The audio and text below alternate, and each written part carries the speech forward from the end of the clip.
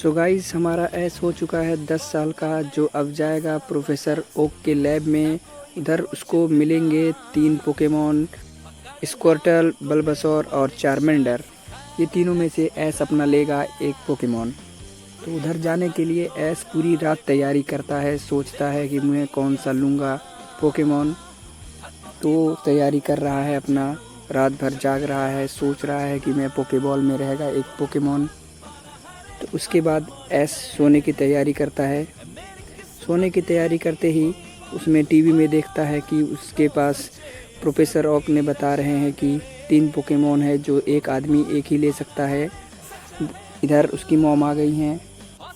ये ऐस को समझाती हैं कि ऐस सो जाओ और अपना कपड़ा चेंज कर लेना ताकि तुम सुबह जल्दी से उठ के जा सको। रात में ऐस खूब बहुत अच्छे सपने देखता है। फिर सुबह उसको उठने में लेट हो जाता है, इसलिए वो दौड़ते दौड़ते जाता है प्रोफेसर ओक की लैब में। उधर जाके देखता है वो बहुत सारा भीड़ लगा हुआ है। उधर एक उसका प्रतिद्वंदी रहता है जिसका नाम है गैरी ओक। वो प्रोफेसर ओक का पोता है। तो ऐस उससे पूछता है तुमने कौन सा लिया है पोकेमॉन। तो गैरी उसको कुछ नहीं बताता है, कहता है कि तुम क्या करोगे जान के, देखो मेरे फैंस कितने सारे हैं। तो ऐस जाता है प्रोफेसर ओक के लैब में। उधर उसको देखना है कि कोई पोकेमॉन ही नहीं है, जितने सारे लोग आए थे सब पोकेमॉन लेके चले गए। तो अब ये क्या कर सकता है, बस एक पोकेमॉन बचा था जिसका नाम है पिकाचू। उसको ऐस कहता है मैं रखूँगा, लेकिन पिकाचू बहुत ही गुस्से वाला था और उसको टच करते ही उसको करंट मार दिया। फिर वो बाहर आया, उसकी मॉम बहुत ही चिंतित थी, कह रही हैं कि आराम से रहना तुम।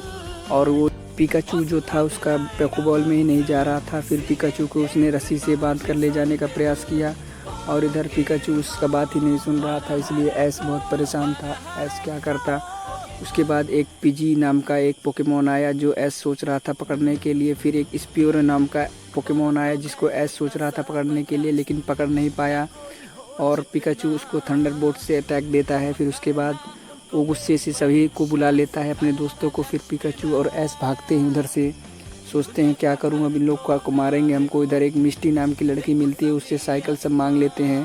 फिर दौड़ते दौड़ते जाते हैं, बारिश आ जाती है। बारिश आते ही फिर पिकाचू जख्मी हो जाता है, उसको सब काट लेते हैं। उसके बाद ऐस बहुत परेशान हो जाता है, कहता है जो करना है मुझे करो, मेरे पोकेमॉन को छोड़ दो। फिर बहुत ही तेज़ बिजली कड़कती है। उसके बाद पिकाचू दौड़ के आता है सामने। आते ही पिकाचू अपनी ज़ोरदार थंडरबोल्ट से अटैक करता है और पिकाचू बहुत ही ज़्यादा जख्मी हो जाता है। फिर ये लोग बेहोश हो जाते हैं। उठते ही इनको एक बहुत ही ख़तरनाक दृश्य दिखता है, जो था नाम एक पोकेमॉन आया, उसका नाम था हो-ओ। ये पोकेमॉन लेजेंडरी पोकेमॉन था। इसके बाद ऐस